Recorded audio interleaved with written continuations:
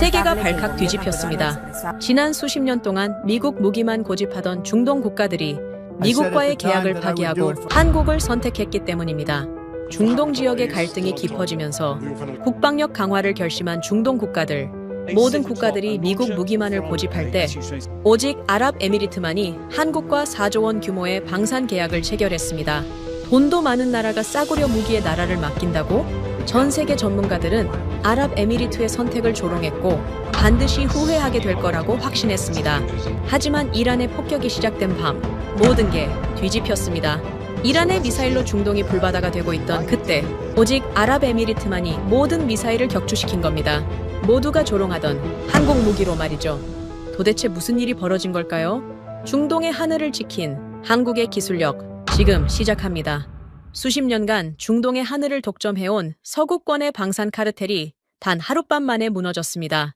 2026년 3월 1일, 이란이 페르시아만 전역에 단도미사일과 순항미사일, 자폭 드론을 300발 넘게 퍼부은 겁니다. 카타르 주둔 미군의 ANTPY-2 레이더가 박살났어요. 수천억 원짜리 장비가 종잇장처럼 찢겨 나갔습니다. 사우디의 패트리엇도 구멍이 뚫렸죠. 그런데 딱 한 곳만 성한 채 아침을 맞았습니다. 미국이 도입을 막으려고 갖은 압박을 가했던 나라. 끝내 한국의 청홍투를 밀어붙인 아랍에미리트였어요. 사상자 0명, 시설 피해 0%. 워싱턴 펜타곤 통제실에서 그 리포트를 집어든 순간 제 심장이 멎는 줄 알았습니다. 저는 제임스 메카시입니다. 워싱턴 최고권위 안보 전문지 디펜스 인사이트 수석 편집위원이자 전 펜타곤 미사일 방어국 수석 자문이에요. 이 업계에서 30년을 살았습니다. 걸프전 사막의 폭풍 작전 때 오른뺨에 파편 흉터를 새긴 사내입니다. 그 밤 저를 살린 건 미국의 패트리엇이었어요. 그래서 저는 확신했습니다. 실전 경험도 없는 아시아 나라의 무기가 저 지옥을 막아냈을 리가 없다고. 이 숫자는 반드시 조작이라고. 하지만 결론부터 말씀드리겠습니다. 저는 완전히 틀렸어요. 그날 밤 이야기를 처음부터 해야겠습니다. 3월 1일 밤 11시 펜타곤 통제실의 귀를 찢는 대공 사이렌이 울려 퍼졌습니다. 천장에 경고등이 미친 듯이 돌아갔어요. 저는 자리에서 벌떡 일어나 메인 스크린을 올려다봤습니다. 이란 본토에서 솟구쳐 오른 붉은 점 수백 개가 부채꼴로 퍼지며 페르시아만 전역을 뒤덮어 가고 있었어요. 탄도미사일, 샤헤드 136 자폭 드론, 초저고도 순항 미사일, 종류를 가리지 않은 전면 공습이었습니다. 장성 3명이 동시에 전화기를 붙잡았고 부관들이 뛰어다니며 서류를 쏟아냈죠. 전장의 피비린내까지는 도달하지 않는 에어컨 바람 속이었지만 공기만큼은 전쟁터였습니다. 저는 오히려 침착했어요. 아니, 솔직히 말하면 기다리고 있었습니다. 미국의 강력한 경고를 씹어버리고 한국제 천공투를 들여놓은 아랍에미리트. 그 나라가 오늘 밤 어떤 대가를 치르는지를 기록하려고 이미 노트북을 열어두고 있었으니까요. 30년간 이 업계에서 살아남은 경험이 분명하게 말해주고 있었습니다. 실전은 카탈로그와 다릅니다. 종이 위의 숫자가 아무리 화려해도 포탄이 떨어지는 순간 진짜 실력이 드러나요. 걸프전 때 그걸 뼈저리게 배웠습니다. 스커드 미사일이 머리 위로 쏟아지던 밤, 저를 살린 건 미국의 패트리엇이었어요. 그 이후로 저는 한 번도 서구권 무기의 우월성을 의심한 적이 없었습니다. 손가락에 키보드를 두드리기 시작했어요. 칼럼 제목은 이미 정해져 있었죠.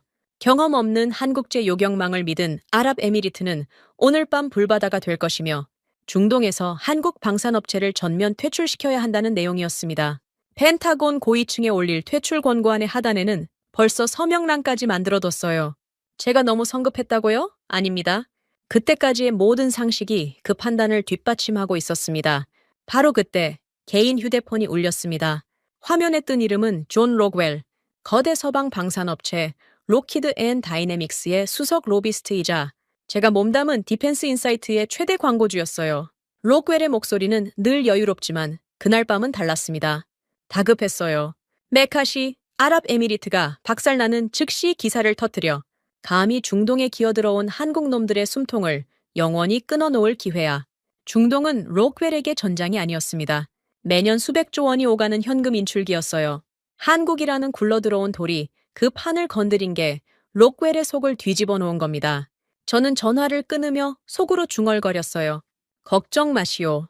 오늘 밤 아랍에미리트의 처참한 피해 사진이 나오면 한국 무기는 중동에서 영원히 끝장이니까 그런데 그 확신에 금이 가기 시작한 건 불과 20분 뒤였습니다. 메인 스크린 한가운데에 오프라인이라는 붉은 글자가 떠올랐어요.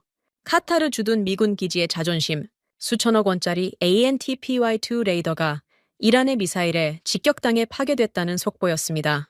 통제실이 순간 얼어붙었어요. 장성 하나가 의자에서 반쯤 일어나다 그대로 주저앉았고 부관이 들고 있던 커피잔이 바닥에 떨어져 깨졌습니다. 미국이 중동에 박아놓은 최첨단 눈이 허무하게 장님이 된 겁니다. 저는 되레 고개를 끄덕였습니다. 봤습니까? 수십 년 노하우를 가진 강대국의 무기도 실전에서는 이렇게 뚫립니다. 하물며 아시아의 작은 나라가 만든 무기가 저 미사일비를 막아냈겠습니까? 생각할 것도 없었어요. 저는 퇴출 권고안 하단에 미리 마련해둔 서명란에 펜을 힘껏 갈겼었습니다. 이제 아랍에미리트의 피해 보고서만 도착하면 게임은 끝이었습니다. 얼마 지나지 않아 분석실 쪽 복도에서 쿵쿵거리는 발소리가 들려왔어요. 문이 벌컥 열리더니 수석 데이터 분석관 마이클 해리슨이 땀 범벅이 된 채 뛰어들어왔습니다. MIT 출신의 젊은 엘리트답게 항상 안경 너머로 세상을 내려다보는 녀석인데 그날 밤은 표정이 묘했어요. 흥분인지 당혹인지 분간이 안 되는 얼굴이었습니다. 해리슨이 손에 들린 종이 뭉치를 테이블 위에 거칠게 내던졌어요. 위성으로 집계된 중동 전역 1차 공습 피해 리포트입니다. 저는 속으로 쾌재를 불렀습니다. 아랍에미리트의 처참한 피해 사진이 담겨 있을 거라 확신했으니까요. 내 칼럼을 뒷받침해줄 결정적 증거, 한국 무기의 무능함을 전 세계에 보여줄 한 장의 사진. 저는 리포트 첫 장을 확 넘겼습니다. 그런데 넘기던 손이 허공에서 멈췄습니다. 아시아의 장난감이라 조롱했던 청홍투가 배치된 아랍에미리트 알다프라 기지. 그 항목에 찍힌 숫자를 보는 순간 눈을 의심했어요. 사상자 0명, 인프라 손실 0%, 요격 성공률 100%, 종이 위에 활자가 선명했습니다. 한 글자 한 글자가 제 30년의 확신을 때리고 있었어요. 저는 리포트를 다시 들여다봤습니다. 인쇄 오류일 수도 있으니까요. 하지만 숫자는 바뀌지 않았어요. 심장이 빠르게 뛰기 시작했습니다. 이건 말이 안 됩니다. 미국의 최첨단 레이더도 박살 난 밤에 한국 무기만 무결점이라고요? 300발이 넘는 미사일이 쏟아졌는데 피해가 연기라고요? 가능한 설명은 하나뿐이었습니다. 조작이죠. 이란의 미사일 수십 발이 전부 사막에 잘못 떨어졌을 리는 없었어요. 이건 K방산 측에서 살아남기 위해 급조해낸 사기극이 틀림없었습니다.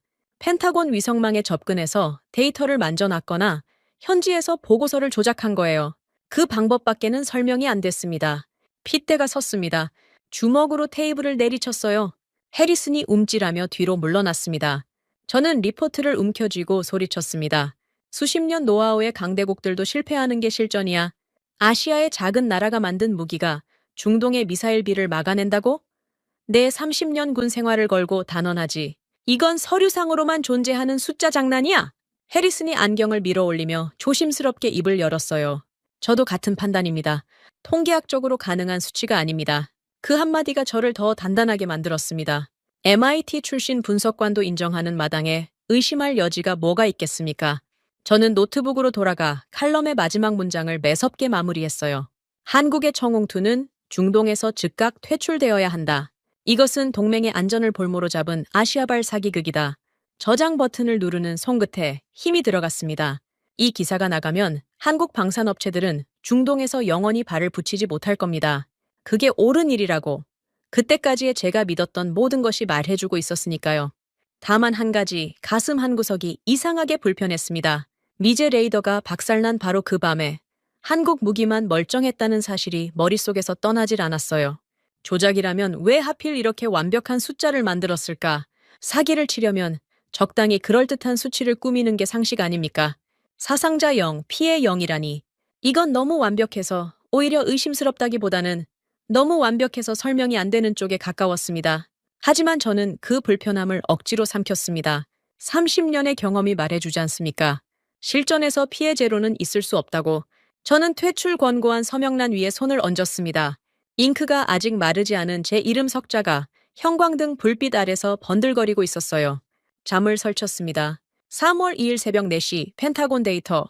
분석실의 형광등 불빛 아래서 저는 리포트를 12번째 들여다보고 있었어요. 사상자 0명, 인프라 손실 0%. 아무리 봐도 숫자는 바뀌지 않았습니다. 커피를 4잔째 마셨는데도 머리가 맑아지질 않았어요. 아니, 머리의 문제가 아니었습니다. 30년의 확신과 눈앞의 숫자가 서로 물고 뜯고 있었던 겁니다. 결국 저는 리포트를 바닥에 집어던졌습니다. 이건 100% 카탈로그용 조작 데이터야! 통제실이 떠나가라 소리쳤어요. 새벽 근무 요원 2명이 놀라서 고개를 돌렸지만 신경 쓸 겨를이 없었습니다. 종이가 바닥에 흩어지며 부채꼴로 펼쳐졌어요. 그 위에 찍힌 연기라는 숫자가 천장 조명을 받아 선명하게 빛나고 있었습니다. 마치 저를 비웃는 것처럼 그때 해리슨이 분석실 안쪽에서 태블릿을 들고 뛰어왔습니다. 안경 너머에 눈이 충혈돼 있었어요. 이 녀석도 밤을 꼬박 새운 모양이었습니다. 해리슨은 태블릿 화면을 제 눈앞에 들이밀며 숨을 몰아쉬었어요. 국장님, 후속 보고가 나왔습니다. 문제가 더 심각해졌어요. 저는 화면을 낚아챘습니다. 후속 피해 분석 리포트. 눈이 첫 번째 항목에 꽂혔어요. 순간 숨이 막혔습니다. 아랍에미리트가 막아낸 것은 단순한 탄도미사일이 아니었습니다. 레이더망을 피해 지면을 기어오는 초저고도 순항미사일 8발. 이건 패트리엇의 천적이었어요. 탄도미사일은 높이 솟구쳤다 떨어지니까 레이더에 잡힙니다. 그런데 순항미사일은 다릅니다. 지형을 따라 뱀처럼 기어오죠. 산등성이와 건물 사이를 비집고 들어와요. 패트리엇이 가장 힘들어하는 표적이 바로 그겁니다. 미국이 수십 년간 풀지 못한 숙제를 한국 무기가 풀었다는 뜻이었어요. 말도 안 됩니다. 저는 태블릿을 해리슨에게 도로 밀어넣으며 내뱉었어요. 시뮬레이션 돌려봤어? 해리슨이 고개를 끄덕였습니다. 밤새 펜타곤 슈퍼컴퓨터에 천궁2에 공개된 재원을 집어넣고 돌렸다는 겁니다. 그 결과가 해리슨의 얼굴에 고스란히 묻어 있었어요. 당혹감이었습니다. 서구권 기술 기준으로 이 요격률은 확률상 0%입니다. 360도 전방위 대응에 초저고도 순항미사일 8발 전량 격추라니요. 국장님, 이건 K방산 특유의 카탈로그 뻥튀기입니다. 통계학적으로 불가능한 숫자예요. 해리슨의 결론은 제 생각과 정확히 같았습니다. 불가능한 숫자는 조작된 숫자입니다. 펜타곤의 슈퍼컴퓨터가 0%라고 판정한 걸 현실에서 달성했다? 그건 두 가지 중 하나예요. 물리 법칙이 틀렸거나 데이터가 거짓이거나 30년 경력에 제가 어느 쪽에 돈을 걸겠습니까? 저는 주머니에서 위성 전화기를 꺼냈습니다. 아들 아서에게 전화를 걸었어요. 카타르 미군 기지에 주둔 중인 현역 대위, 32살짜리 제 아들입니다. 현장 상황을 직접 확인하고 싶었어요. 미제 레이더가 날아간 카타르 기지의 실제 분위기가 어땠는지, 한국 무기가 정말로 뭔가를 막아낸 건지, 신호음이 2번 울렸습니다. 세 번째에서 연결이 됐어요. 그런데 들려온 건 아서의 목소리가 아니었습니다. 귀를 찢는 잡음이었어요. 지직거리는 소리 사이로 폭발음 같은 게 얼핏 스쳤습니다. 그리고 뚝! 끊겼습니다. 다시 걸었어요. 신호음조차 안 울렸습니다. 3번, 4번, 5번. 전부 먹통이었어요. 위성 전화기를 쥔 손에 힘이 들어갔습니다. 카타르 기지의 레이더가 파괴됐다는 건 이미 확인된 사실이었죠. 통신망도 같이 나갔을 수 있습니다. 그렇다 해도 아들의 안부를 모른다는 건 전혀 다른 차원의 공포였어요. 등골이 서늘해졌습니다. 저는 오른뺨의 흉터를 무의식적으로 만졌어요. 걸프전 그날 밤이 떠올랐습니다. 스커드 미사일이 머리 위로 쏟아지던 순간 배트리엇이 그걸 잡아주지 않았다면 저는 이 자리에 없었을 겁니다. 그런데 지금 카타르에서는 그 패트리엇의 눈인 레이더가 박살났어요. 아들이 있는 기지에서 분노가 치밀었습니다. 한국 무기가 어설프게 대응하다가 동맹의 방공망까지 엉망으로 만든 게 아닌지, 경험도 없는 무기를 들여놓으니까 전체 체계에 혼선이 생긴 건 아닌지 제 머리는 본능적으로 한국을 탓하는 쪽으로 달려갔습니다. 바로 그 순간 분석실의 대형 모니터에 속보 자막이 올라왔어요. 아랍에미리트 국방부 공식 발표. 한국의 천궁2가 이란의 순항미사일을 100% 요격했다. 글자 하나하나가 화면에 또렷하게 박혔습니다. 공식 발표라니. 이건 차원이 달라진 겁니다. 내부 리포트야 조작할 수 있다 쳐도 국가 차원에서 전 세계 언론에 발표를 해버린 겁니다. 거짓으로 밝혀지면 국제적 망신이에요. 그런데도 발표를 했다고요? 전화벨이 울렸습니다. 로웰이었어요. 목소리가 벌겋게 달아올라 있었습니다. 봤지? 아랍에미리트가 저짓을 해버렸어. 당장 언론에 기사 터뜨려. 메카시. 저 발표가 K방산의 얄팍한 사기극이라는 걸 폭로해. 시간 없어. 로웰의 다급함이 전화기 너머로 고스란히 전해졌어요. 아랍에미리트의 공식 발표가 기정사실화되면 중동의 판이 뒤집힙니다. 수십 년간 서구 방산업체들이 쌓아올린 독점 구조의 균열이 가는 거예요. 럭겔에게 그건 곧 돈줄이 끊기는 것이었죠. 저는 전화를 끊고 편집장 엘레나 포드에게 연락했습니다. 저널 일면에 기사를 세팅하라고 지시했어요. 제목은 이미 정해져 있었습니다. 아랍에미리트의 위험한 도박과 거짓말. 해리슨이 제 옆에서 태블릿으로 기사 초안을 확인하며 고개를 끄덕였습니다. 슈퍼컴퓨터 시뮬레이션 결과까지 첨부했으니 근거는 충분했어요. 0% 확률의 요격을 실전에서 달성했다고 주장하는 나라. 이보다 명백한 사기극이 어디 있겠습니까? 하지만 기사를 보내기 전에 한 가지를 더 해야 했습니다. 증거예요? 리포트와 시뮬레이션만으로는 부족했어요. 아시아인들이 현장에서 데이터를 어떻게 조작했는지 그 물증을 제 손으로 직접 잡아야 했습니다. 전우들의 피로 증명된 미제 무기의 권위를 모독한 대가를 치르게 하려면 반박할 수 없는 물증이 필요했습니다. 기사는 잠시 보류하기로 했어요. 대신 더 큰 폭탄을 터뜨릴 겁니다. 현장에서 조작의 증거를 움켜쥐고 돌아와 한국 방산업체의 숨통을 완전히 끊어놓을 겁니다. 저는 해리슨을 돌아봤습니다. 짐스 세이, 아부다비로 간다. 해리슨의 눈이 커졌어요. 하지만 이내 입꼬리가 올라갔습니다. 이 녀석도 한국 무기의 거짓을 직접 깨부수고 싶었던 겁니다. 컴퓨터 알고리즘과 서구의 첨단 시뮬레이션만이 진리라 믿는 엘리트에게 아시아의 무기가 자신의 계산을 뒤집었다는 건 모욕이었을 테니까요. 2시간 뒤 저와 해리슨은 아부다비행 군용기에 올라탔습니다. 화물칸 의자에 앉아 안전벨트를 조이는데 주머니 속 위성 전화기가 무겁게 느껴졌어요. 아서는 여전히 연락이 안 됐습니다. 이륙하는 순간 중력이 등을 짓눌렀어요. 저는 창밖으로 점점 작아지는 워싱턴의 불빛을 내려다보며 이를 악물었습니다. 조작의 증거를 잡아서 한국 무기를 매장시키겠다. 그리고 아들의 안전을 확인하겠다. 이 두 가지만이 머릿속을 채우고 있었습니다. 군용기의 엔진 소리가 기체를 흔들었어요. 해리슨은 맞은편 좌석에서 벌써 태블릿을 꺼내 천궁투의 공개 재원을 다시 분석하고 있었습니다. 눈빛이 사냥개 같았어요. 자신의 슈퍼컴퓨터가 0%라고 판정한 수치를 현장에서 박살낼 생각에 벌써 달아오른 거죠. 저는 눈을 감았습니다. 어둠 속에서 아서의 얼굴이 떠올랐어요. 32살. 아직 젊습니다. 카타르에서 무사한 거겠죠. 레이더가 파괴됐다고 병력까지 전멸하는 건 아니니까요. 그렇게 스스로를 다독였지만 손끝이 미세하게 떨리는 건 어쩔 수 없었어요. 페르시아만 상공에 접어들자 창밖으로 검은 연기 기둥 여러 개가 보였습니다. 지상에서 뭔가가 타고 있었어요. 간밤의 공습 흔적이었죠. 저는 연기 너머 어딘가에 있을 아부다비를 노려봤습니다. 한국의 천공투가 버티고 있다는 그 기지. 제가 직접 가서 화려한 숫자의 가면을 벗겨줄 겁니다. 30년 경력에 제 눈은 속일 수 없으니까요. 적어도 그때까지는 그렇게 믿었습니다. 아부다비 공항에 내리자마자 열기가 얼굴을 때렸습니다.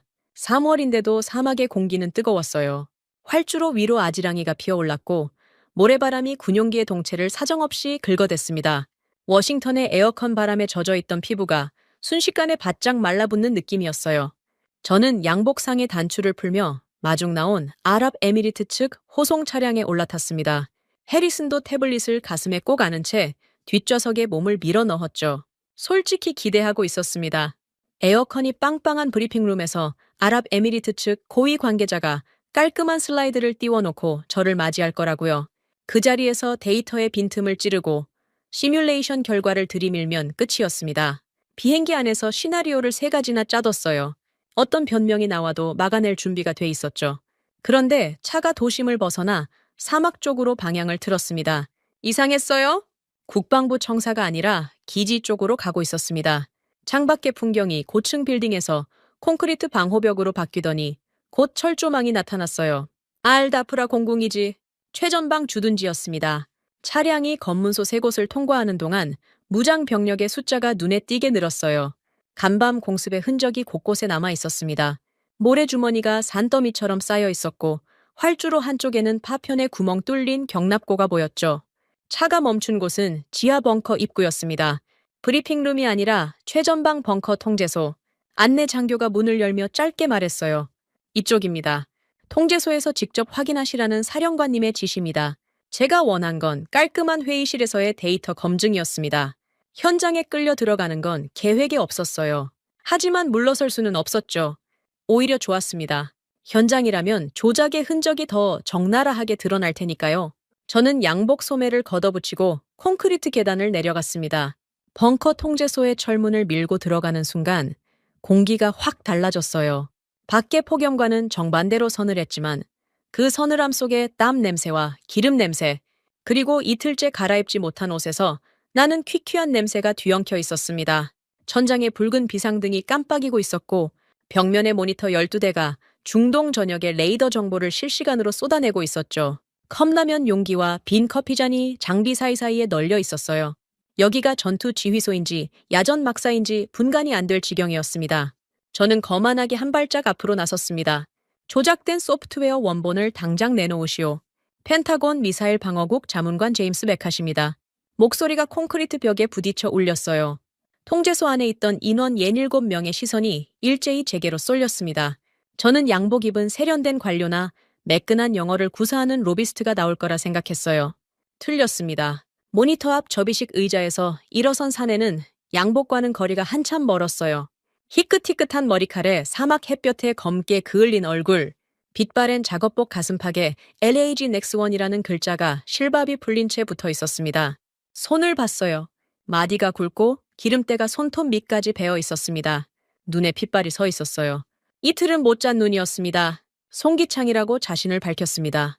K방산 중동 파견지원단 총괄 책임자 송기창은 제게 악수를 내밀지도 인사를 건네지도 않았어요. 대꾸 한마디 없이 자기 앞에 놓인 먹다 남은 컵라면 용기를 치웠습니다. 그리고 책상 위에 두꺼운 노트 한 권과 모니터 하나를 툭 밀어놓았어요.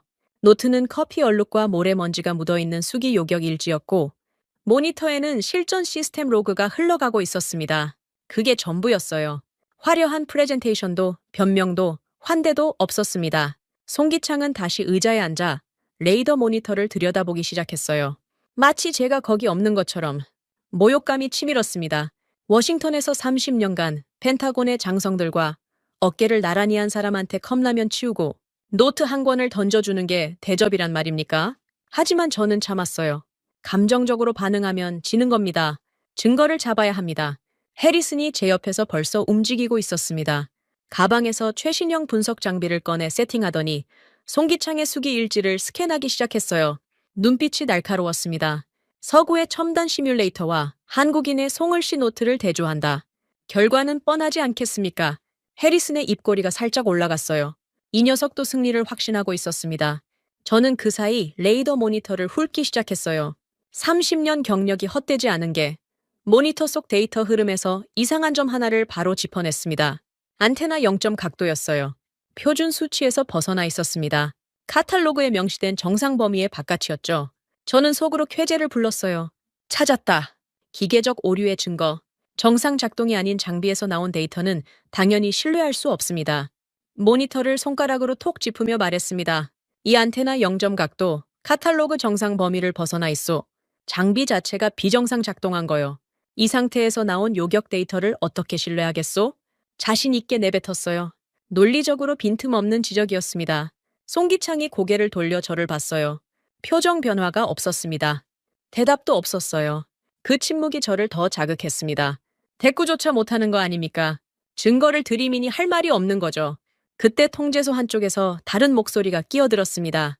김철민, 현장 소장 겸 기술 통역이라고 자신을 소개한 사내였어요. 군복 위에 통역 명찰을 달고 있었지만 얼굴은 기술자의 것이었습니다. 사막 먼지에 그을린 피부, 충혈된 눈, 송기창과 같은 종류의 사람이었어요. 김철민이 무뚝뚝하게 입을 열었습니다.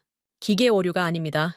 우리 팀원들이 사막 폭염 속에서 3일 밤낮으로 직접 깎아내고 맞춘 수동 0점입니다. 순간 귀를 의심했어요. 수동 0점이라고요? 2026년에? 최첨단 방공, 무기의 안테나 각도를 사람 손으로 깎아서 맞췄다고요? 저는 코웃음이 나왔습니다. 매뉴얼에도 없는 짓 아니오.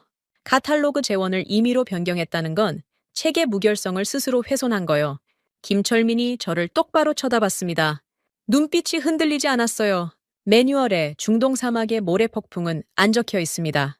50도 폭염도 안 적혀 있어요. 레이더 사각지대가 생기면 미국은 어떻게 합니까? 본사에 보고서 올리고 업데이트 기다리죠. 우리는 밤을 새워서 직접 깎아 맞춥니다. 저는 대꾸하지 않았습니다. 이런 식의 감성적인 변명은 펜타곤에서 수도 없이 들어봤어요. 현장의 고생이 어쩌고 하는 이야기로 데이터의 결함을 덮으려는 수법이죠. 저는 콧방귀를 꼈습니다. 해리슨이 알아서 이 허접한 수기 일지의 허점을 찾아줄 겁니다. 그런데 해리슨의 반응이 이상했어요. 분석 장비 앞에 앉아 노트 스캔본과 시스템 로그를 대조하던 녀석이 점점 조용해지고 있었습니다. 키보드를 두드리는 속도가 느려졌어요. 안경을 벗고 눈을 비볐다가 다시 쓰고 화면을 들여다봤습니다. 한 번이 아니라 3번이나 그랬어요. 해리슨, 뭐 나왔어? 제가 물었을 때 해리슨의 얼굴에서 혈기가 빠져 있었습니다. 이마에 식은땀이 맺혀 있었어요. MIT 출신의 거만한 엘리트가 처음으로 보여주는 표정이었습니다. 국장님, 이 수기 일지와 시스템 로그의 밀리초 단위가 일치합니다. 그럴 수도 있지. 같은 기계에서 나온 데이터니까. 아닙니다. 기괴할 정도로 완벽하게 일치한다는 겁니다. 수기로 적은 시각과 자동 기록된 시스템, 타임스탬프 사이에 편차가 0.001초도 없어요. 사람이 손으로 적은 기록이 기계의 자동, 로그와 완전히 똑같다는 건 이 기록이 실시간 현장에서 작성됐다는 뜻입니다. 사후에 조작했다면 이런 정밀도는 절대 나올 수 없어요. 심장이 한 박자 멈칫했습니다. 해리슨이 틀렸을 리가 없었어요. 이 녀석은 데이터에 관해서만큼은 거짓말을 못하는 인간이니까요. 하지만 인정할 수는 없었습니다. 아직 카드가 남아 있었어요. 저는 송기창을 돌아봤습니다. 여전히 레이더 모니터를 들여다보고 있는 뒷모습이 보였어요. 그 기름때 묻은 손으로 천천히 장비의 나사를 조이고 있었습니다. 아무 말도 하지 않았어요. 변명도, 자랑도, 반박도 그냥 자기 일을 하고 있었습니다. 저는 이를 악물었어요. 한국인들이 자체 기계에 손을 댔으니 그 기계에서 나온 데이터끼리 맞는 건 당연한 겁니다. 증명은 간단합니다. 절대 조작이 불가능한 외부의 독립된 눈으로 확인하면 돼요. 미군의 DSP 위성 열상 데이터, 한국인들의 손이 닿을 수 없는 미국의 위성이 찍은 궤적과 대조하면 이 수기 일지가 진짠지 가짠지 칼같이 갈라집니다. 저는 목소리를 높였습니다. 이 기지의 데이터만으로는 아무것도 증명되지 않소. 미국의 독립위성 데이터와 교차 검증을 요청하겠소. 그때 가서 진실이 뭔지 밝혀질 것이오. 김철민이 어깨를 으쓱했어요. 송기창은 고개조차 돌리지 않았습니다. 오히려 그 무반응이 저를 더 불안하게 만들었어요. 자신 있는 사람만이 보여주는 침묵이었습니다. 허세로 버티는 사람은 저렇게 조용하지 못합니다. 뭔가 말을 하려고 안달이 나죠. 송기창의 등 뒤로 벽에 걸린 화이트보드가 눈에 들어왔습니다. 한글로 빼곡하게 적힌 숫자와 화살표들, 간밤 공습 때의 요격 기록을 실시간으로 적어놓은 것 같았어요.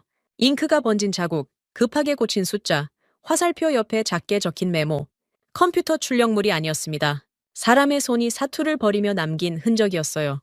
저는 그 화이트보드에서 시선을 떼며 벙커 밖으로 나왔습니다. 사막의 뜨거운 바람이 양복 사이로 파고들었어요. 위성 전화기를 꺼내 펜타곤의 사라 젠킨스에게 교차 대조를 요청할 참이었습니다. 주머니 속 전화기를 쥔 손에 힘이 들어갔어요. 얀 통화하면 끝납니다. 미국의 위성이 한국의 거짓말을 박살내줄 겁니다. 그래야만 했습니다. 그래야만 제 30년이 틀리지 않은 게 되니까요. 벙커 복도에서 위성 전화기를 꺼내 들었습니다. 손가락이 번호를 누르는 동안에도 심장은 이미 결론을 향해 달리고 있었어요. 펜타곤의 사라 젠킨스, 미사일 방어국 위성 분석팀의 수석이자 제가 20년 넘게 신뢰해온 동료입니다.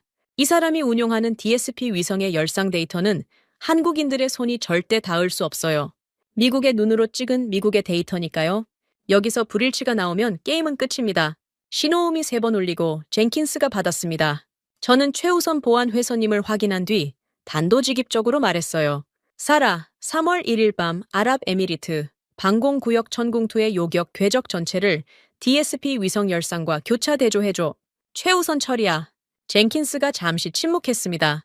그리고 낮은 목소리로 물었어요. 결과가 어느 쪽으로 나오든 감당할 준비가 돼 있느냐고. 이상한 질문이었습니다. 감당이라니. 조작이 밝혀지면 기사를 터뜨리고 한국 무기를 매장시키면 되는 거 아닙니까? 저는 당연하다고 답했어요. 전화를 끊자마자 또 다른 전화가 울렸습니다. 로그웰이었어요. 목소리부터 살벌했습니다. 기사 송고 마감이 2시간 남았어, 메카시. 한국을 묻어버릴 기사를 지금 당장 보내.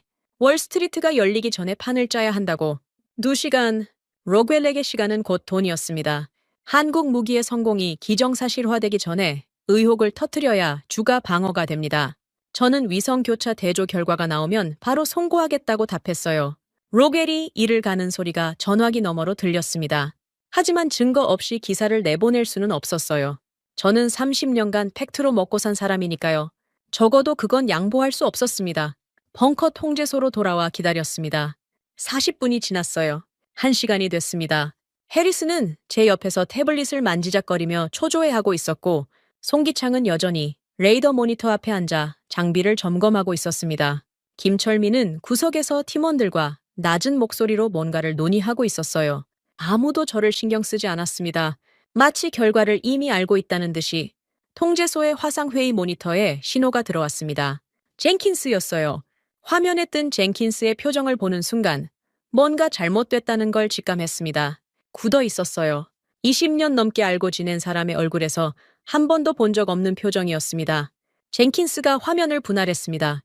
왼쪽에 DSP 위성이 포착한 열상 궤적, 오른쪽에 송기창의 수기요격 일지에서 추출한 좌표를 겹쳐서 띄웠어요. 두 개의 선이 화면 위에 나란히 나타났습니다. 완전히 겹쳤어요. 한치의 어긋남도 없이.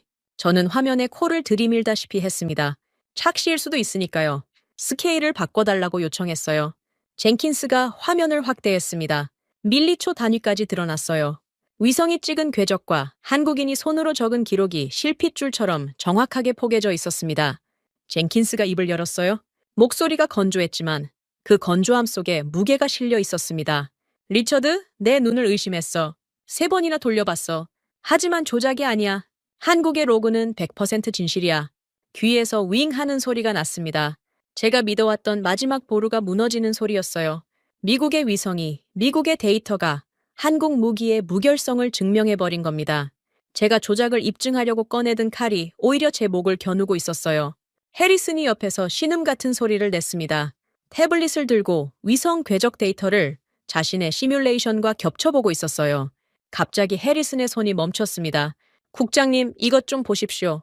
해리슨이 화면을 돌려 보여줬어요. 시뮬레이션에서 시스템 오류라고 분류했던 천공투 미사일의 불규칙 궤적이 확대돼 있었습니다. 발사 직후 미사일이 수직으로 솟구쳤다가 허공에서 기묘하게 꺾이는 움직임. 해리슨은 이걸 장비 오작동의 증거라고 단정했었죠. 하지만 위성 열상에도 똑같은 궤적이 찍혀 있었습니다. 오작동이 아니라 의도된 기동이었던 겁니다. 해리슨의 얼굴에서 남아있던 혈기마저 빠져나갔어요. 이건 콜드 론칭입니다. 가스 압력으로 미사일을 수직 사출한 뒤 공중에서 360도 방향 전환이 가능한 발사 체계예요. 그래서 발사대를 물리적으로 돌릴 필요가 없는 겁니다. 제가 오류라고 판단한 궤적이 사실은 이 기동의 흔적이었어요. 다리에서 힘이 빠지는 게 보였습니다. 해리슨이 의자 등바디를 붙잡으며 중얼거렸어요. 이건 360도로 돌지 않고서는 불가능한 물리적 타격입니다. 제 시뮬레이션이 0%를 산출한 이유가 이거였어요. 서구권 발사 체계에는 이 개념 자체가 없으니까 변수에 넣지 못한 겁니다. MIT가 무릎을 꿇었습니다. 슈퍼컴퓨터의 계산이 틀린 게 아니었어요. 존재 자체를 몰랐던 변수가 있었던 겁니다. 서양의 무기 체계에는 없는 개념을 한국이 만들어냈고 그것이 실전에서 작동했습니다. 김철민이 송기창 쪽을 힐끗 보더니 자리에서 일어나 제게 다가왔어요. 손에 낡고 투박한 설계도면 한 장을 들고 있었습니다. 모서리가 닳고 연필 자국이 덕지덕지한 종이였어요. 콜드 론칭 기술의 기본 원리가 손으로 그려져 있었습니다. 컴퓨터 도면이 아니었어요. 사람의 손이 수백 번 고치고 다듬은 흔적이 고스란히 남아있는 원본이었습니다. 김철민이 도면을 말없이 제 앞에 펼쳐놓았어요. 한마디도 하지 않았습니다. 설명이 필요 없었으니까요. 종이 위의 궤적과 위성이 찍은 궤적이 같다는 건 이미 증명됐으니까요. 저는 도면을 내려다봤습니다. 연필선 하나하나가 또렷했어요. 누군가 이 선을 긋기 위해 얼마나 많은 밤을 새웠을까. 에어컨 바람 아래서 시뮬레이션을 돌리는 게 아니라 50도 사막에서 안테나를 직접 깎으며 이 궤적을 현실로 만든 사람들이 있었습니다. 바로 그때 주머니 속 개인 휴대폰이 울렸습니다. 심장이 벌떡 뛰었어요. 화면을 봤습니다. 아들이었습니다. 이틀 만에 연결된 겁니다. 저는 허겁지겁 전화를 받았어요. 처음 들린 건 거친 숨소리였습니다. 흙먼지를 들이마신 것 같은 쉰 목소리, 그리고 아서의 첫마디가 귓가를 때렸습니다. 아버지 살아있어요. 목이 메었습니다. 아서의 목소리가 떨리고 있었어요. 32살짜리 군인이 울고 있었습니다. 카타르 기지 레이더가 날아갔을 때 패트리엇도 같이 먹통이 됐어요. 순항 미사일이 기지로 날아오는데 우리 쪽은 아무것도 못했습니다. 죽었다고 생각했어요. 숨을 쉴 수가 없었습니다. 제 아들이 죽을 뻔했다는 말을 듣고 있는 거였어요. 그런데 옆 구역에서 뭔가가 수직으로 솟구쳤어요. 어마어마한 굉음이었습니다. 하늘에서 방향을 꺾더니 우리 머리 위로 날아오던 미사일을 공중에서 박살냈어요. 눈앞에서 봤습니다. 한국 천궁이었어요. 옆 부대에 배치된 한국 방공체계가 우리를 살린 겁니다. 전화기를 쥔 손이 파르르 떨렸습니다. 주먹을 꽉 쥐었는데도 떨림이 멈추지 않았어요. 아들의 오열 섞인 목소리가 귓속에서 맴돌았습니다. 아버지, 저를 살린 건 우리 패트리엇이 아니었어요? 그 한마디가 30년을 관통했습니다. 걸프전의 밤이 떠올랐어요. 스커드 미사일이 쏟아지던 하늘. 패트리엇이 그걸 잡아줬을 때 저는 맹세했습니다. 이 무기에 평생의 신뢰를 바치겠다고. 전우들의 피로 검증된 무기만이 진짜라고. 그런데 지금 제 아들의 피가 검증해준 건 한국의 무기였습니다. 전화가 끊어졌어요. 통신 상태가 다시 불안정해진 모양이었습니다. 저는 전화기를 내리고 허공을 봤습니다. 벙커의 붉은 비상등이 깜빡이고 있었어요. 모니터에는 여전히 위성 궤적과 수기 일지의 데이터가 완벽하게 겹쳐진 채 빛나고 있었습니다. 쥐고 있던 주먹을 펴려 했지만 손가락이 말을 듣지 않았어요. 온몸이 굳어 있었습니다. 송기창이 조용히 자리에서 일어나 커피를 한 잔 따르는 소리가 들렸어요. 그리고 다시 레이더 앞에 앉는 소리. 그 사내는 여전히 아무 말도 하지 않았습니다. 승리를 자축하지도 제게 사과를 요구하지도 않았어요. 그저 자기 일을 하고 있었습니다. 30년 동안 한 번도 금이 간 적 없던 확신이 갈라지기 시작했습니다. 소리 없이, 하지만 되돌릴 수 없을 만큼 깊게 진실을 받아들여야 하는 건지 아니면 30년의 경험을 믿어야 하는 건지 머릿속이 엉망이었습니다. 아들의 오열이 아직 귓가에 남아 있었어요. 위성 데이터는 한국의 손을 들어줬고 해리스는 자기 시뮬레이션의 패배를 인정해버렸습니다. 하지만 그렇다고 30년을 하룻밤에 접을 수는 없었어요. 저는 벙커 통제소 구석 접이식 의자에 앉아 노트북을 무릎 위에 올려놓은 채 멍하니 화면을 보고 있었습니다. 퇴출 권고안의 커서가 깜빡이고 있었어요. 쓰지도 지우지도 못하는 상태로 3월 2일 밤 10시 42분이었습니다. 벙커의 모든 조명이 꺼졌어요. 순간 어둠이 내려앉았습니다. 바로 직후 천장에서 붉은 비상등이 돌아가기 시작했어요. 한 박자 늦게 귀를 찢는 경보음이 터졌습니다. 공습경보. 그것도 최고 등급 레드. 벙커 전체가 울렸어요. 콘크리트 벽이 진동했습니다. 요원들이 의자에서 튀어올라 모니터 앞으로 달려갔어요. 고함이 터졌고 키보드 두드리는 소리가 빗발쳤습니다. 노트북이 무릎에서 미끄러졌습니다. 저는 반사적으로 몸을 일으켰어요. 심장이 목까지 치밀어 올랐습니다. 걸프전 이후 30년 만에 실전 공습 경보를 몸으로 맞는 거였어요. 워싱턴의 에어컨 아래서 모니터를 보는 것과는 차원이 달랐습니다. 공기가 무거웠어요. 벙커 안 모든 사람의 숨소리가 들리는 것 같았습니다. 레이더 요원이 비명에 가까운 보고를 내뱉었어요. 초저고도 접근 표적 3개 탐지, 방위각 270, 고도 30m 이하, 순항 미사일로 추정됩니다. 30m, 건물 10층 높이보다 낮게 기어오는 겁니다. 지형 지물 사이를 뱀처럼 파고드는 이란제 순항 미사일이었어요. 어젯밤 8발을 쏘고도 실패했으니 이번엔 사각지대를 노려 다시 보낸 겁니다. 모니터에 3개의 붉은 점이 찍혔습니다. 기지를 향해 느리지만 정확하게 기어들어오고 있었어요. 레이더에 걸리지 않으려고 일부러 느린 겁니다.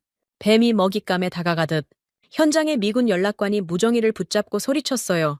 패트리엇 발사대 방위각 270으로 회전시켜. 지금 당장. 하지만 패트리엇의 문제는 처음부터 거기에 있었습니다. 발사대를 물리적으로 돌려야 하는 구조예요. 육중한 레이더 안테나가 표적 방향을 향해 기계적으로 회전하는 데 시간이 걸립니다. 순항 미사일 3발이 사각지대를 파고든 지금 그 몇십 초가 치명적이었어요. 연락관의 목소리가 점점 다급해졌습니다. 패트리엇 레이더가 돌아가기 시작했다는 보고가 왔지만 모니터 속 붉은 점 3개는 이미 기지 외곽까지 파고 들어와 있었어요. 시간이 부족했습니다. 눈에 보이는데 잡지 못하는 상황. 가장 잔인한 형태의 실패가 눈앞에서 펼쳐지고 있었습니다. 패트리엇의 레이더가 끝내 사각지대를 극복하지 못했어요. 모니터에 요격 실패를 뜻하는 표시가 떴습니다. 적의 순항 미사일 3발이 그대로 기지를 향해 돌진하고 있었어요. 절망이 밀려왔습니다. 이 벙커 안에 있는 모든 사람이 위험했어요. 저도, 해리슨도, 김철민도, 송기창도. 저는 불바다가 될 레이더 화면을 응시했습니다. 오른뺨에 흉터가 욱신거렸어요. 걸프 전에 그 밤이 다시 온 거였습니다. 그때는 패트리엇이 살려줬죠. 지금은 그 순간 제 왼쪽에서 움직임이 있었습니다. 송기창이었어요. 접이식 의자에서 몸을 일으키는 동작이 느리지도 빠르지도 않았습니다. 기름때 묻은 손이 청공투 통제 패널의 발사 버튼 위로 움직였어요. 머뭇거림이 없었습니다. 망설임도 긴장도 보이지 않았어요. 밥 먹고 일어나는 것처럼 자연스러운 동작이었습니다. 송기창의 손바닥이 발사 버튼을 내리쳤어요. 벙커가 흔들렸습니다. 천장에서 먼지가 우수수 떨어졌어요. 지축을 뒤흔드는 굉음이 콘크리트 벽을 뚫고 들어왔습니다. 벙커 밖에서 천공투가 가스 압력으로 수직 사출되는 소리였어요. 콜드 론칭. 어제 해리슨이 무릎을 꿇게 만든 바로 그 기술이 지금 머리 위에서 작동하고 있었습니다. 모니터를 봤어요. 숨이 멈췄습니다. 화면 속에서 천공 미사일 3발이 수직으로 솟구친 뒤 공중에서 믿을 수 없는 각도로 방향을 꺾었어요. 발사대를 돌리지 않았습니다. 미사일 스스로가 하늘 위에서 표적을 향해 몸을 틀었어요. 360도. 제가 수치로만 봤던 그 궤적이 실시간으로 펼쳐지고 있었습니다. 3줄기의 흰 선이 3개의 붉은 점을 향해 쏜살같이 뻗어갔어요. 첫 번째 충돌. 모니터의 붉은 점 하나가 사라졌습니다. 직격 타격이었어요. 2초 뒤 두 번째 점이 소멸했습니다. 또 직격. 3초를 못 넘기고 세 번째 점마저 화면에서 지워졌어요. 3발 전부 파편이 아니라 몸통 대 몸통으로 부딪혀 가루가 된 겁니다. 통제소가 찰나의 정적에 빠졌습니다. 모니터에서 붉은 점이 전부 사라지고 녹색 정상 신호만 깜빡이고 있었어요. 그리고 누군가가 내뱉은 한마디가 정적을 깼습니다. 3발 전량 격추. 벙커 안에서 환호가 터졌어요. 아랍에미리트 요원들이 서로 부둥켜 안았고 김철민이 주먹을 불끈 쥐었습니다. 하지만 송기창은 다시 의자에 앉았어요. 아무 일도 없었다는 듯이 레이더 모니터를 확인하기 시작했습니다. 저는 서 있을 수가 없었어요. 다리에 힘이 풀려서 벽에 등을 기댔습니다. 방금 본 것이 현실인지 확인해야 했어요. 패트리엇이 끝내 돌리지 못한 사각지대를 청홍은 발사대를 한치도 움직이지 않고 하늘 위에서 해결했습니다. 이론이 아니라 제 눈앞에서 시뮬레이션 속 확률이 아니라 진짜 미사일 3발을 가루로 만들어버리는 걸 직접 목도한 겁니다. 그때 벙커 철문이 열리며 낯선 사내가 들어왔습니다. 사복 차림의 날카로운 눈빛. 모사드 요원 데이비드 로스라고 자신을 밝힌 사내가 작은 녹음기를 꺼내 통제소 테이블 위에 올려놓았어요. 이란 지휘부 감청본입니다. 방금 전 것이에요. 재생 버튼을 눌렀습니다. 지직거리는 잡음 사이로 페르시아어가 쏟아졌어요. 통역이 실시간으로 따라붙었습니다. 이란 미사일 사령부 지휘관의 목소리였어요. 정체불명의 한국 방패 때문에 작전이 전부 수포로 돌아갔다. 뭘 쏘든 다 떨어뜨린다. 아부다비 방면은 포기해야 한다. 녹음이 끝났어요. 벙커 안이 다시 조용해졌습니다. 이란이 포기했다는 겁니다. 300발 넘게 쏟아붓고도 뚫지 못한 방패. 그게 한국 무기였어요. 손에서 뭔가 떨어지는 소리가 났습니다. 제가 쥐고 있던 펜이었어요. 언제부터 쥐고 있었는지도 몰랐습니다.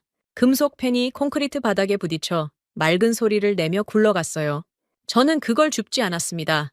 줍을 수가 없었어요. 30년의 확신이 아직 남아있다고 생각했는데 금이 간 정도가 아니었습니다. 산산조각이 나 있었어요. 이란의 미사일 앞에서 패트리엇이 발사대를 끙끙대며 돌리고 있을 때 한국의 청홍은 이미 하늘에 떠서 적을 분쇄하고 있었습니다. 이건 카탈로그가 아니었어요.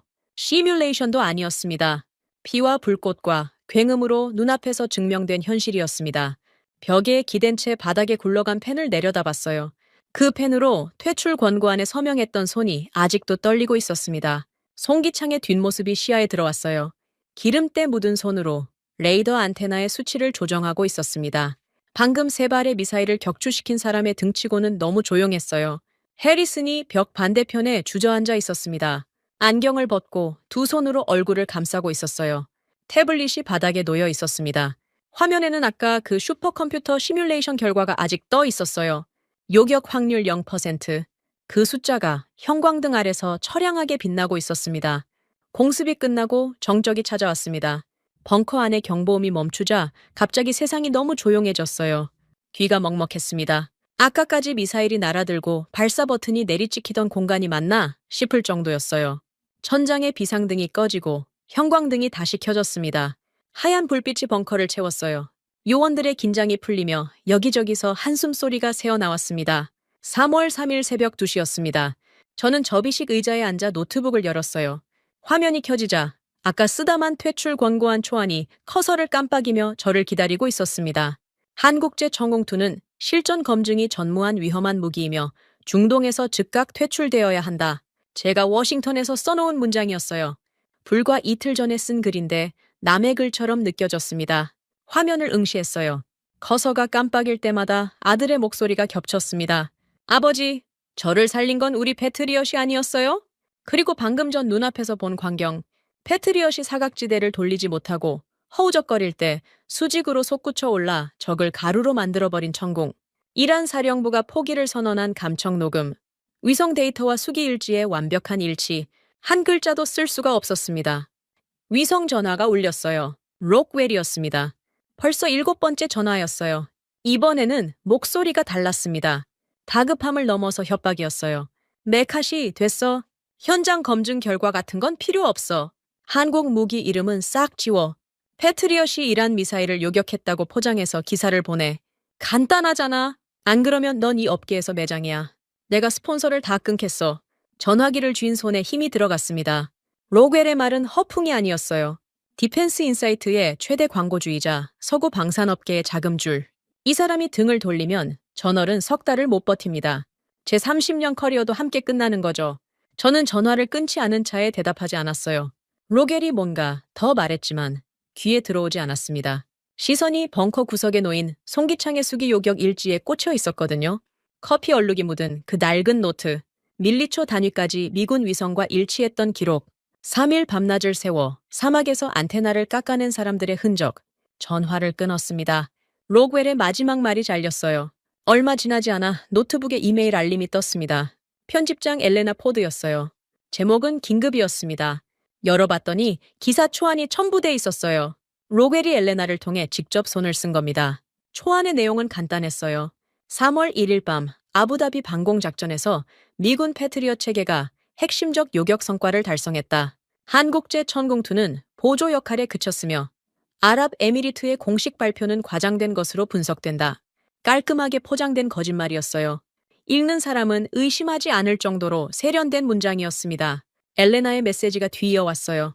짧았습니다. 리처드 록웰의 스폰서십이 끊기면 저널은 파산이야. 제발 이번만 타협하자. 기사에 서명만 해주면 돼. 노트북 화면을 멍하니 바라봤습니다. 2개의 문서가 나란히 열려 있었어요. 왼쪽에는 제가 쓴 퇴출 권고안, 오른쪽에는 록웰이 만든 가짜 기사. 둘 다 거짓이었습니다. 제 눈으로 본 진실은 그 어디에도 없었어요. 의자를 돌렸습니다. 통제소 구석 방탄유리 너머로 벙커 밖이 보였어요. 새벽 어둠 속에서 희미한 불빛이 하나 움직이고 있었습니다. 송기창이었어요. 밖에 나가 있었습니다. 방금 3발의 미사일을 격추시킨 천공투 포대 옆에 서서 소리 없이 레이더 안테나의 먼지를 닦아내고 있었어요. 승리의 환호도 자축도 없었습니다. 화약 냄새가 채 가시지 않은 새벽 공기 속에서 기름 묻은 걸레로 장비를 닦는 뒷모습. 작업복의 등판이 땀에 젖어 있었어요. 한참을 바라봤습니다. 송기창은 안테나의 한 부분을 닦다가 멈추더니 고개를 약간 숙였어요. 뭔가를 점검하는 것 같았습니다. 그리고 다시 닦기 시작했어요. 그게 전부였습니다. 카메라 앞에서 포즈를 취하는 것도 상관에게 보고하러 뛰어가는 것도 아니었어요. 그냥 자기 장비를 돌보고 있었습니다. 전쟁이 끝난 뒤에도 시선을 돌려 노트북으로 돌아왔습니다. 왼쪽에 퇴출 권고안 초안. 커서가 여전히 깜빡이고 있었어요. 저는 마우스를 움직여 문서 전체를 선택했습니다. 파란색 하이라이트가 제가 썼던 모든 문장을 덮었어요. 한국제천공투는 실전 검증이 전무한 위험한 무기이며 손가락이 백스페이스 키 위에 멈췄습니다. 한 번 지우면 돌아갈 수 없었어요. 이 초안을 지우는 순간 30년 커리어의 방향이 바뀝니다. 록웰과의 관계는 끝장이고 저널의 자금줄도 끊기겠죠. 업계에서 매장당할 겁니다. 제가 알고 있는 모든 문이 닫혀요. 하지만 제 아들은 살아 있었습니다. 한국의 천공 덕분에 백스페이스를 눌렀어요. 글자들이 한꺼번에 사라졌습니다. 화면이 하얗게 비었어요. 30년의 편견이 백스페이스 한 방에 지워진 겁니다. 허무할 정도로 간단했어요. 하지만 손끝이 전기가 통하듯 저렸습니다. 빈 화면 위에 새로운 문장을 치기 시작했어요. 손이 떨렸지만 멈추지 않았습니다. 키보드를 두드리는 소리가 조용한 벙커에 또각또각 울렸어요. 나의 30년 오만함은 사막에서 죽었다. 새로운 하늘의 지배자는 대한민국의 청웅이다. 첫 문장을 치자 나머지가 쏟아졌습니다. 걸프전의 밤, 패트리엇에 대한 맹목적인 신뢰, 한국 무기에 대한 조롱, 그리고 이틀 동안 목격한 진실. 위성 데이터의 완벽한 일치, 슈퍼컴퓨터가 예측하지 못한 콜드, 론칭, 사막에서 밤을 새워 안테나를 깎아낸 기술자들, 아들을 살린 방패, 이란이 포기 선언을 한 벽, 미친 듯이 써내려갔어요. 문장이 거칠었지만 상관없었습니다. 처음으로 진실을 쓰고 있었으니까요. 나는 전장에서 유럽산, 중국산 첨단 무기들이 무너지고 전우들이 피 흘리는 걸 똑똑히 보았다. 하지만 내 30년의 굳건한 상식은 오늘 사막의 모래바람 속에서 완전히 박살났다. 타이핑을 마치고 고개를 들었을 때 엘레나가 보낸 가짜 기사 초안이 오른쪽 화면에 아직 열려 있었습니다. 패트리엇이 핵심 요격 성과를 달성했다는 깔끔한 거짓말. 저는 그 파일을 클릭했어요. 그리고 삭제를 눌렀습니다. 남은 건 하나였어요. 발행 버튼. 누르는 순간 제 기사가 전 세계로 나갑니다. 로그웰이 알게 되겠죠. 업계가 발칵 뒤집힐 겁니다. 돌아갈 다리를 스스로 불태우는 거예요. 발행 버튼 위에 커서를 올렸습니다. 손가락이 멈칫했어요. 일코, 익소, 방탄유리 너머로 송기창의 뒷모습이 보였습니다. 여전히 안테나를 닫고 있었어요. 새벽빛이 사막 위로 번지기 시작하고 있었습니다. 클릭했어요. 화면에 발행 완료라는 문구가 떴습니다. 끝이었어요. 돌이킬 수 없었습니다. 30초도 안 돼서 휴대폰이 울렸습니다. 록웰이었어요.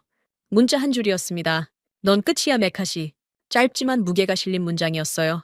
이 한 줄이 제 30년 커리어의 사망 선고였습니다.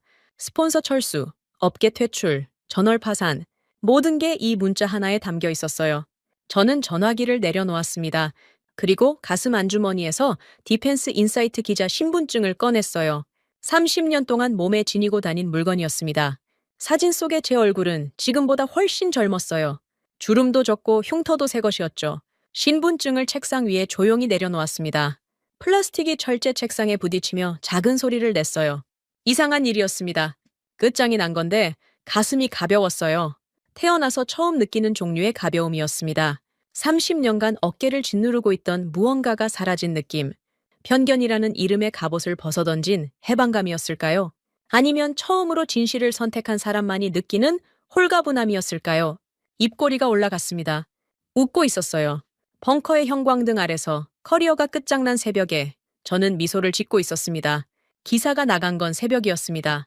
중동 시간으로 3월 3일 새벽 3시, 워싱턴은 아직 전날 저녁이었어요. 뉴욕 월스트리트의 개장까지 몇 시간이 남아 있었죠. 저는 벙커 안저비식 의자에 앉아 노트북 화면을 멍하니 바라보고 있었습니다. 발행 완료라는 문구가 아직 떠 있었어요. 디펜스 인사이트 온라인판의 메인 화면에 제 기사가 올라간 걸 직접 확인했습니다. 나의 30년 오만함은 사막에서 죽었다. 제목이 화면 한가운데 박혀 있었어요. 처음 30분은 조용했습니다. 새벽이니까 당연했죠. 하지만 1시간이 지나자 상황이 달라지기 시작했어요. 이메일 알림이 울리기 시작했습니다. 처음엔 한두 건이었어요. 그런데 금방 3건, 5건, 10건 멈추지 않았습니다. 로이터, AP, BBC, 알자지라 전 세계 언론사에서 취재 요청이 쏟아지고 있었어요. 기사가 퍼지기 시작한 겁니다. 새벽 5시, 뉴욕 증시가 프리마켓을 열었어요. 저는 그 순간을 벙커에서 지켜봤습니다. 노트북 화면 한쪽에 실시간 주가 차트를 띄워놓았거든요.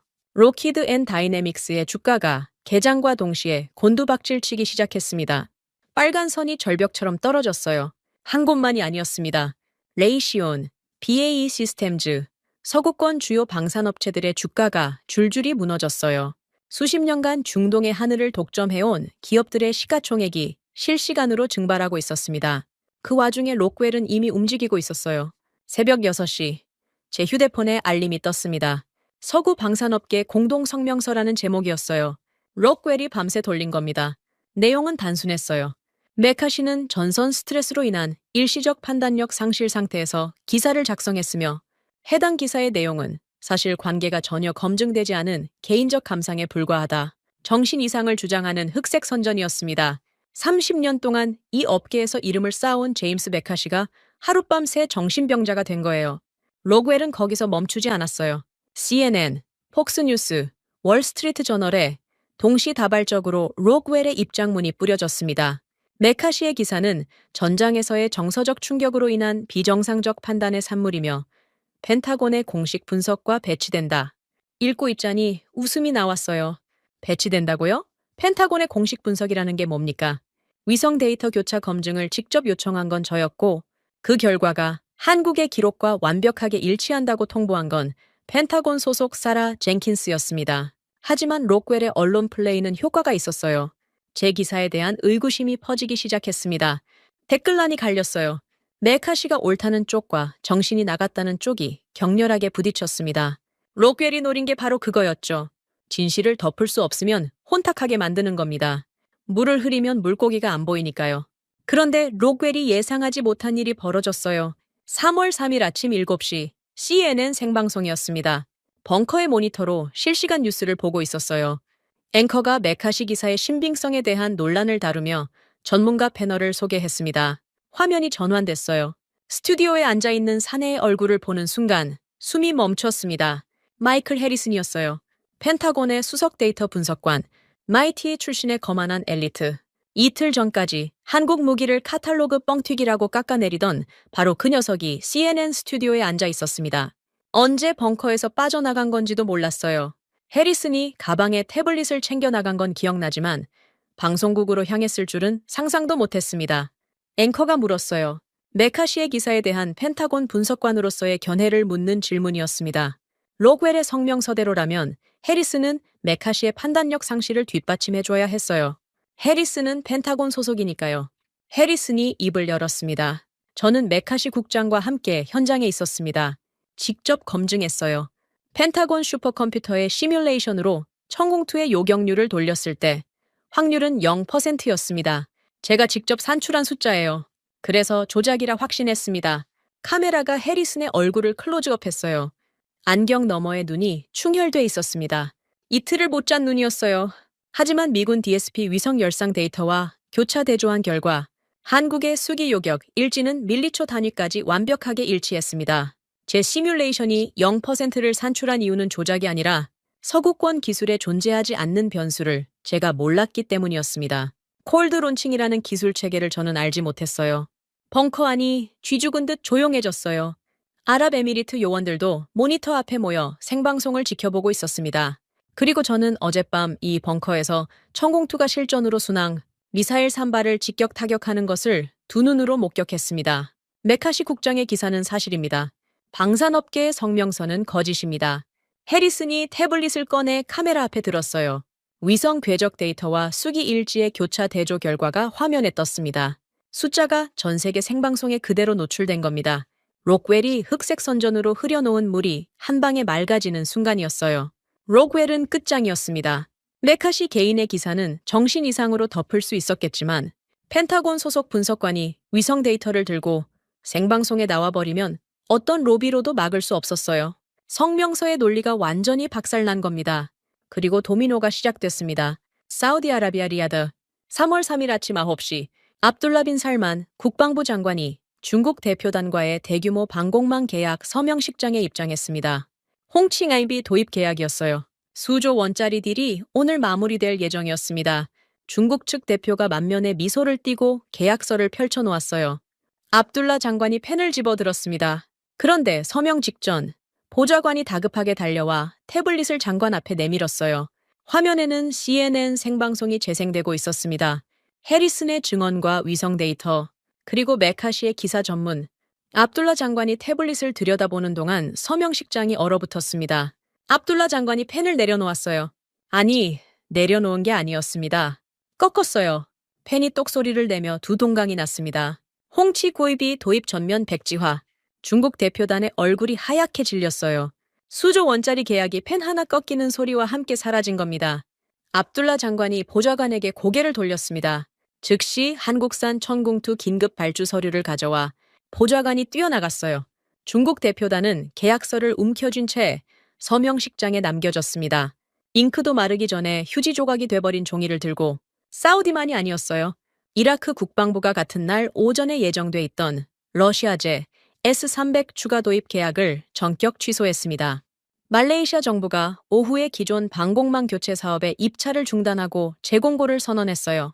두 나라 모두 같은 행선지를 향하고 있었습니다. 한국 LIG 넥스원 본사, 전세기가 떴어요. 사우디, 이라크, 말레이시아 국방 관계자들이 앞다투어 한국행 비행기에 올라탔습니다. 국방 매체마다 같은 제목이 올라왔어요. K방산으로 환승한다. 수십 년간 서구와 중국이 독점해온 중동 방산 시장의 자금줄이 하루 만에 방향을 틀었습니다. 뉴욕 증시에서 LIG 넥스원의 주가가 상한가를 쳤어요. 한국 방산주 전체가 들썩였습니다. 반대편에서는 로키드 앤 다이내믹스, 레이시온, BAE의 주가가 나란히 바닥을 향해 추락하고 있었죠. 수십조 원대의 자본 흐름이 서구에서 아시아로 급격히 역류하는 광경이 실시간 차트 위에 펼쳐졌습니다. 스톡홀름 국제평화연구소의 무기 수출 지표 대시보드에 변화가 감지됐다는 뉴스가 떴어요. 수석연구원 제임스 밀러가 인터뷰에서 말했습니다. 대공 무기 체계 분야에서 대한민국이 단숨에 최상위권으로 도약했다고, 한 번도 이런 속도의 순위 변동을 본 적이 없다고. 그리고 그날 오후 콧대 높던 미 펜타곤에서 조용한 움직임이 포착됐습니다.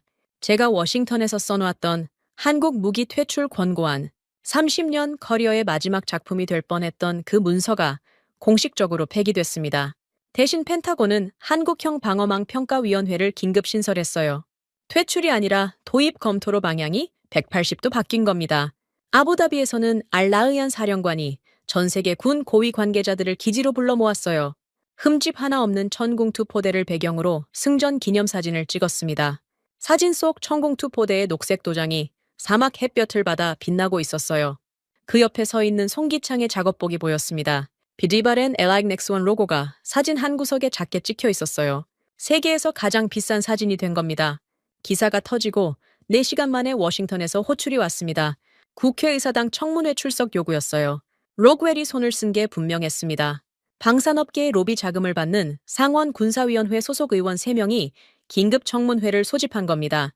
명목은 전시 중 언론인의 무책임한 보도가 동맹 관계에 미치는 영향. 제목부터 저를 겨냥하고 있었어요. 아부다비에서 군용기를 타고 워싱턴으로 돌아왔습니다. 착륙하자마자 공항에서 곧바로 국회의사당으로 향했어요. 양복은 사막의 모래먼지가 아직 묻어 있었고, 구두는 벙커 바닥에 콘크리트 가루로 하얗게 변해 있었습니다. 갈아입을 시간 따위 없었어요. 아니, 갈아입고 싶지 않았습니다. 이 먼지가 제가 본 진실의 증거였으니까요. 청문회장에 들어서자 카메라 플래시가 쏟아졌습니다. 방청석이 가득 차 있었어요. 기자석에는 로이터, AP, BBC 특파원들이 빼곡했습니다. 정면 단상에 앉은 의원 3명의 얼굴을 봤어요. 한 명은 로키드 앤 다이내믹스의 정치 후원금 최대 수혜자였고, 나머지 둘도 서구 방산업체의 로비 리스트에 이름이 올라있는 사람들이었습니다. 로킬이 짜놓은 판이 한눈에 보였어요. 위원장이 마이크를 잡았습니다. 첫 질문부터 조롱이었어요. 메카시 씨, 당신은 현장에서 정서적 충격을 받아 판단력이 흐려진 상태에서 기사를 작성한 것 아닙니까? 예상한 질문이었습니다. 로그웰의 성명서를 그대로 읽고 있었어요. 저는 대답 대신 보조 화면을 봤습니다. 제가 도착하기 전에 누군가 준비해놓은 화려한 3D 프레젠테이션이 띄워져 있었어요. 패트리엇 시스템의 성능 그래프, 서구권 요격률 통계, 한국 무기의 실전 데이터 부재를 강조하는 슬라이드들, 록웰의 돈으로 만든 자료가 분명했습니다. 저는 자리에서 일어나 보조 화면 쪽으로 걸어갔어요.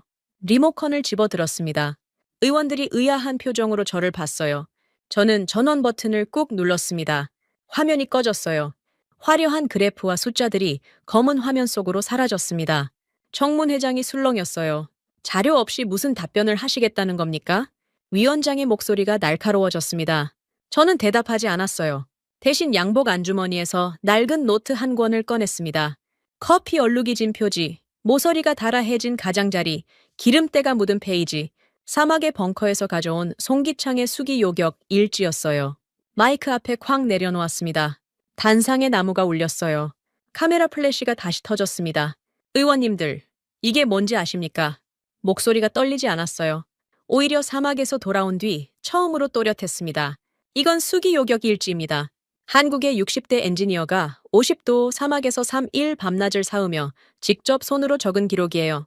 커피 얼룩이 보이십니까? 기름때가 보이십니까? 이 노트의 밀리초 단위 데이터가 미합 중국의 DSP 위성 열상 궤적과 완벽하게 일치한다는 사실을 펜타곤의 사라 젠킨스 수석이 직접 확인했습니다. 또한 펜타곤 소속 마이클 해리슨 분석관이 CNN 생방송에서 이를 증언했습니다. 의원 3명의 표정이 굳었어요. 예상한 시나리오가 아니었겠죠. 정신 이상자의 헛소리를 한바탕 듣고 로웰의 각본대로 결의안을 통과시킬 계획이었을 겁니다. 그런데 물증이 나와버린 거예요. 저는 노트를 펼쳐 카메라가 잘 잡히는 각도로 들었습니다. 손으로 적은 숫자들이 형광등 아래서 선명하게 보였어요. 3월 1일 밤 이란이 300발 넘는 미사일을 쏟아부었을 때 미합 중국의 최첨단 레이더가 파괴됐습니다. 패트리엇이 사각지대를 돌리지 못해 순항 미사일을 놓쳤어요. 카타르에 주둔한 우리 병사들이 죽을 뻔했습니다. 제 아들도 그중 한 명이었어요. 청문 회장이 조용해졌습니다. 카메라 셔터 소리만 간헐적으로 울렸어요. 그 순간 옆 부대에 배치된 한국의 천궁2가 수직으로 솟구쳐 올라 공중에서 방향을 꺾고 적의 미사일을 직격으로 박살냈습니다. 제가 두 눈으로 봤어요. 발사대를 돌리지 않고 360도 전방위 타격을 해냈습니다. 미국의 슈퍼컴퓨터가 확률 0%라고 판정한 일을 현실에서 해낸 겁니다. 말을 멈추고 의원들의 얼굴을 하나씩 봤습니다. 위원장의 입술이 굳어 있었어요. 동맹의 피를 지키는 것은 수십억 달러의 로비가 아닙니다. 사막에서 밤을 사온 기술자들의 땀방울뿐이에요. 이 노트에 묻은 기름때 한 방울이 저 꺼진 화면의 화려한 그래프 천장보다 무겁습니다. 쥐죽은 듯한 정적이 청문회장을 채웠어요. 의원들이 서로를 힐끗 봤지만 아무도 입을 열지 못했습니다. 카메라만 돌아가고 있었어요. 그때 방청석 뒤편에서 움직임이 있었습니다. 군복을 입은 사내 하나가 자리에서 일어섰어요. 가슴에 별이 3개 달린 중장이었습니다. 참전 용사 출신의 현역 장성이 청문회장에 와 있었던 겁니다. 그 장성이 박수를 치기 시작했어요. 느리고 묵직한 박수였습니다. 한 박자씩 청문회장에 울렸어요. 옆자리에 장성 한 명이 따라 일어났습니다. 그 다음도 방청석 뒤편에 앉아있던 군 고위 관계자 5명이 차례로 기립했어요. 전부 참전 용사 출신이었습니다. 전장에서 피를 본 사람들이었어요. 로비로 먹고 사는 정치인이 아니라 미사일 아래서 전우를 잃어본 군인들이 서 있었습니다. 박수가 퍼져갔어요. 기자석에서도 2명이 합류했습니다. 위원장이 의사봉을 들었지만 내리치지 못했어요. 입을 벌렸다 닫았습니다. 할 말이 없었던 겁니다. 청문회는 흐지부지 끝났습니다. 의원들은 서둘러 자리를 떴고 로웰의 결의안은 표결도 가지 못한 채 휴지 조각이 됐어요. 청문회장을 나와 택시를 탔습니다. 행선지는 제 사무실이었어요. 디펜스 인사이트 건물이 아닙니다. 그쪽은 이미 제 자리가 아니니까요. 록웰의 스폰서 철수와 동시에 편집장 엘레나가 울먹이며 전해준 해고 통보. 30년을 바친 저널에서 하루 만에 쫓겨난 겁니다. 남은 건 워싱턴 외곽의 낡고 비좁은 개인 사무실뿐이었어요. 사무실 문을 열었습니다. 책상 위에 짐이 쌓여 있었어요. 펜타곤 시절의 상장, 걸프전 참전 메달, 30년치 저널 100넘버, 전부 상자에 담아야 했습니다. 하나씩 정리하기 시작했어요. 그런데 책상 위에 놓인 서류 봉투 하나가 눈에 들어왔습니다. 출발 전에는 없었던 거예요. 봉투를 열었습니다. 안에 든 건 취임 서류였어요. 글로벌 독립무기검증기관 초대 수장 취임 요청서. 읽어 내려갔습니다. 어떤 로비 자금도 받지 않고 오직 팩트와 실전 데이터만으로 무기를 평가하는 독립기관, 유럽의 군사 전문가들과 중동의 방산 관계자들이 공동 발의한 신설기관이었어요. 그리고 초대 수장 후보로 올라온 이름이 제임스 메카시. 펜을 집어 들었습니다. 아까 청문회장에서 수기일지를 내려놓았던 그 손으로 이번에는 제 이름을 적었어요. 서명란에 잉크가 번졌습니다. 새로운 시작이었어요. 고개를 들어 창밖을 봤습니다. 3월 3일 오전에 햇살이 워싱턴에 쏟아지고 있었어요. 사무실 주차장이 내려다 보였습니다. 거기서 익숙한 뒷모습이 보였어요. 해리슨이었습니다. 안경 너머로 웃고 있었어요. 맞은편에 서 있는 사람들은 한국방위사업청 실사단이었습니다. 해리슨이 한국 측 관계자와 악수를 나누고 있었어요. MIT 출신 엘리트의 거만함은 온데간데 없었습니다. 고개를 약간 숙이며 상대의 손을 두 손으로 잡는 모습이 창밖으로 보였어요. 시선을 돌려 책상을 봤습니다. 짐 상자 옆에 사진 액자 하나가 서 있었어요. 아서의 사진이었습니다. 군복을 입고 환하게 웃고 있는 32살짜리 제 아들. 이틀 전까지 생사를 몰랐던 아이가 사진 속에서 활짝 웃고 있었어요. 사진을 집어들었습니다. 엄지로 액자 모서리를 어루만졌어요. 아들의 얼굴 위로 창밖의 햇살이 비쳤습니다. 무기의 진정한 가치는 과거의 화려한 영광이나 강대국의 이름표가 아니라 현장에서 흘린 뜨거운 땀방울과 차가운 실전 데이터로만 증명된다는 것. 저는 그 새로운 하늘의 룰을 받아들였습니다. 30년이 걸렸지만 늦지 않았어요. 책상 서랍에서 빈 컵을 하나 꺼냈습니다. 정수기에서 물을 따랐어요. 화려한 와인잔은 아니었지만 상관없었습니다. 컵을 들어 올렸어요. 창밖의 3월 3일 아침 햇살을 향해, 편견을 깬 제 자신을 향해, 그리고 사막에서 밤을 새우며 하늘을 지킨 이름 모를 기술자들을 향해 조용한 건배였습니다. 지금까지 대한민국의 감동을 전하는 감동윤아였습니다. 대한민국의 기적 같은 이야기 다음에 또 들려드리겠습니다. 선배님들, 좋은 하루 되세요.